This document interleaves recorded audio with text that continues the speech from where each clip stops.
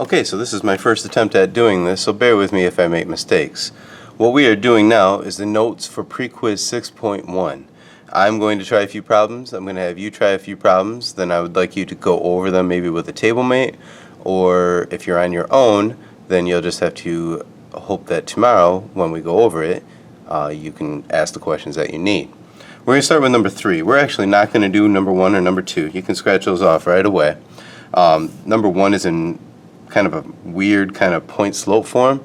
We're not going to really do that form this year, so I'm not going to worry about it. Number 2 is in what's called standard form. We're going to get to a lot of standard form type problems, but that's kind of coming up in the future, so we're not going to worry about that. Number 3, however, is the type of problem we're going to do. And if you remember, every equation that's in this form is called slope-intercept form. And slope-intercept form is just y equals mx plus b. If you remember, the m is your slope. And your slope, of course, is your rise over run. So how far you rise is how far, of course, you go up or down. How far you run, of course, is how far you go side to side. You can't run up, so it makes sense, right? You can't rise sideways. That doesn't make sense either. So when I look at a problem like number 3, and the first thing I notice is this 2 is my slope.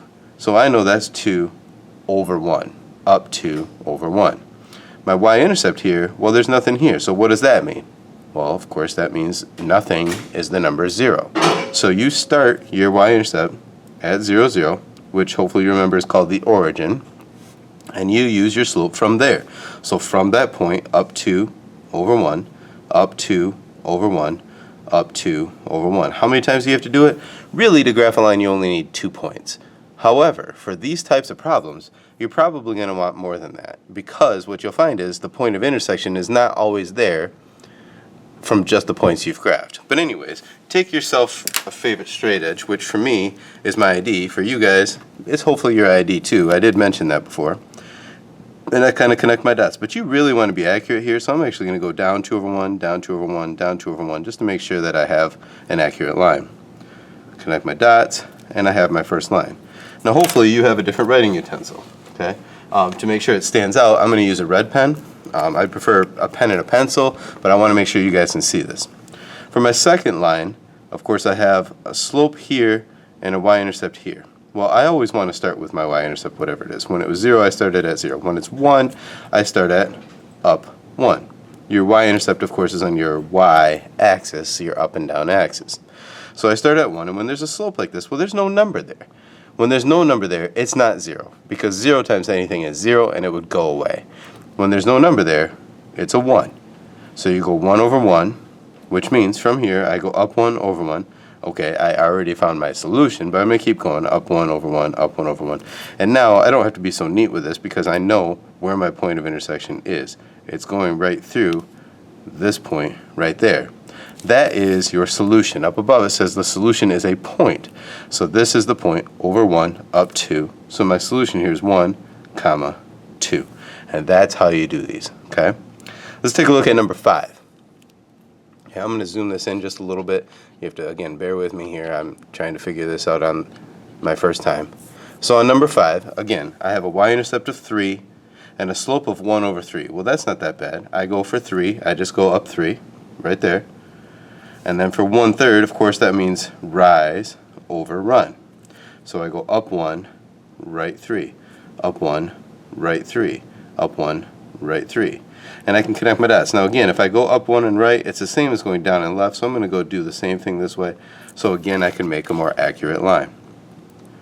Connect my dots, and there's the line of the first one. Now it's not perfectly through it. Let's see what happens when I graph the other one. I've got a y-intercept of 8. Okay, so I got to count up 1, 2, 3, 4, 5, 6, 7, 8 right here. All of these grids are by 10, so 8 of course is 2 from the top. That makes sense. And then I got to go negative 4/3. What does that mean? Does that mean negative 4 over 3, or does that mean 4 over negative 3? And actually, it means either. Either I can go from this point down 1, 2, 3, 4, and right 1, 2, 3, and look, there's my point.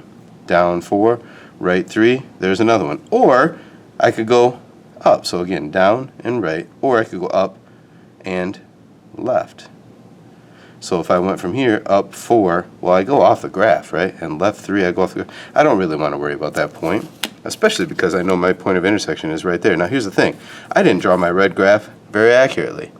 That was kind of intentional. I want to point out that you want to go through your lines, because if you through your dots, excuse me, because if you don't, sometimes you might not see the point of intersection. It's staring you right in the face. It's right here, because that's where those dots connected. Now again, what is that value? Over 1, 2, 3. So 3 in the x, up 1, 2, 3, 4. 4 in the y. I can check these. A lot of you get scared off of fractions, but 1/3 of 3 is 1 plus 3 gives me 4. I can find negative 4 over 3. What happens here is when I multiply by 3, the 3's cancel. I get negative 4 plus 8, which is 4, and it checks. Do you have to do that? No, because you can see it right on your graph. So there's number 3 and number 5. Now we're going to focus on number 7, because you haven't really seen a problem like number 7. You have to bear with me here. I have to figure out how to get 7 in the screen here. Alright, right there. Now, on number 7, you have a y equals 3 and an x equals negative 2.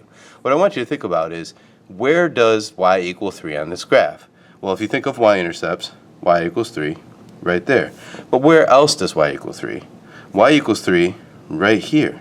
Y equals 3 right here.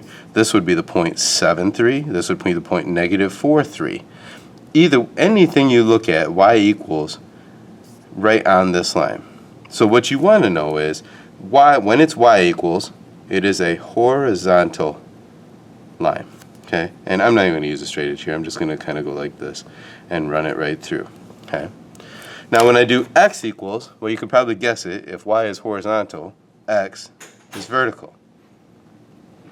Well, let's double check it. X equals negative 2 right here. Well, x equals negative 2 right here. X equals negative 2 right here. X equals negative 2 right here. All of those values, of course, this is negative 2, 7, negative 2, 0, negative 2, negative 3, negative 2, negative 7, and so on. Connect my dots. But on every point on that line, x equals negative 2. Well, this is pretty easy. You can see the point is right here. It's at negative 2, 3. Negative 2, 3. Which would make sense, because where the x equals negative 2 and where y equals 3 is at negative 2, 3. Right? Makes sense. The other thing I want to talk about is slope. Slope of a horizontal line.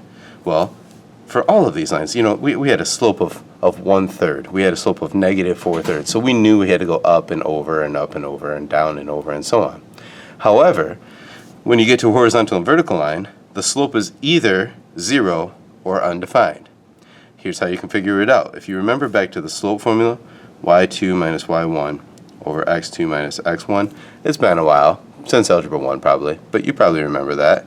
When the y's are the same, you'll get 0 on top. Well, when the y's are the same, it's when y equals 3, because 3 minus 3 would be 0, right? So in a horizontal line, your slope is 0.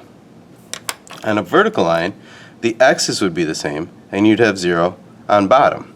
Doesn't matter what's on top, but you'd have 0 on bottom. You can't divide by 0. Try it in a calculator. Go 3 divided by 0. It'll say error undefined or something along those lines. The iPads used to say you have to buy the new version to understand the answer. That was stupid. But the vertical lines is undefined slope. And a good way to remember this is, look, if this line is up and down, if I just put a 0 through it, it looks like this symbol a little bit, right? And the horizontal line is like a sun going to the horizon. Couple of quick ways to remember it. If you don't, it's not the end of the world, but you're going to hear that over and over, just so you know. What I'd like you to do now is to try the rest of this. Try 4, 6, 8, 9, and 10, and then we will go over those together.